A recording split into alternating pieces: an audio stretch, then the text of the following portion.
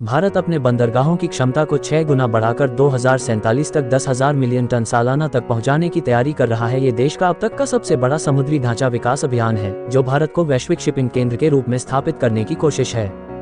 FICCI maritime conference और expo 2025 में बोलते हुए केंद्रीय बंदरगाह, पोर्ट्स और जलमार्ग मंत्री सर्बानंद सोनोवाल ने बताया कि प्रमुख बंदरगाह पहले से ही हर साल 820 मिलियन टन कार्गो संभाल रहे हैं। ये 2014 से 47% की बढ़ोतरी को दिखाता है। साथ ही बंदरगाहों की कुल क्षमता इसी अवधि में दोगुनी होकर 1630 मिलियन टन हो गई है। उन्होंने कहा, भारत का समुद्री क्षेत्र देश की आर्थिक तरक्की का मुख्य आधार बन चुका है। देखिए हमारी खबर।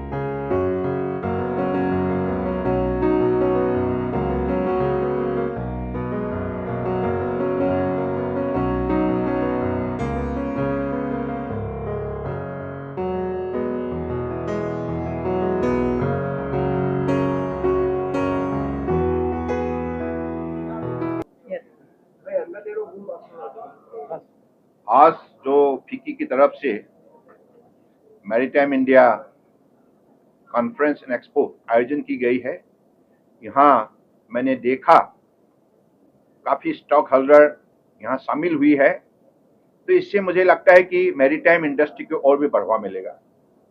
और अगले दिनों में हमारा जो विजन है बाय 2047, माननीय प्रधानमंत्री जी ने जो हमें विजन दी है, लक्ष्य दी है, अमृत काल के लिए हम सबको एक साथ मिलकर इस इंडस्ट्री की शक्ति बढ़ाना होगा।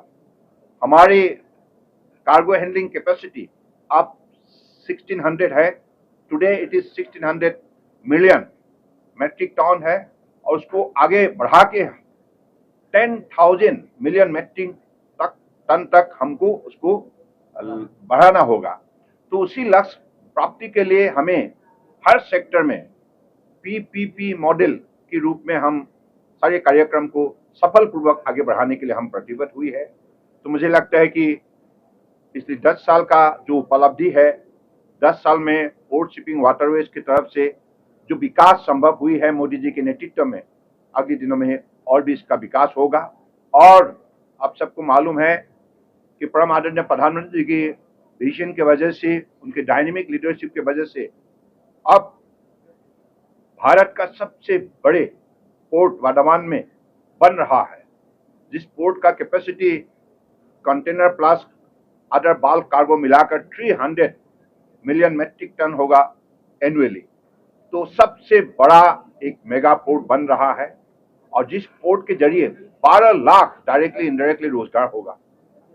तो मुझे लगता है कि ऐसे ही मतलब हमारी पिछली 10 साल में सागरमाला स्कीम हो या मैरीटाइम इंडिया विजन 2030 हो, और अब अमृतकाल विजन 2047, हर कार्यक्रम में आज देश की जनता की सहयोग से और हर मैरीटाइम स्टेट जो है, हमारे कोस्टल स्टेट, उनके सहयोग से और प्राइवेट स्टेक होल्डर्स के भी सहयोग से आज हम लोगों ने जो सफलता प्राप्त की है, और अगले दिनों में भारत को आत्मनिर्भर भारत बनाने के सिलसिले में देश के अलग अलग मंत्रालय का साथ पोर्ट शिपिंग वाटरवेज की भी एक बहुत बड़ा भूमिका रहेगा।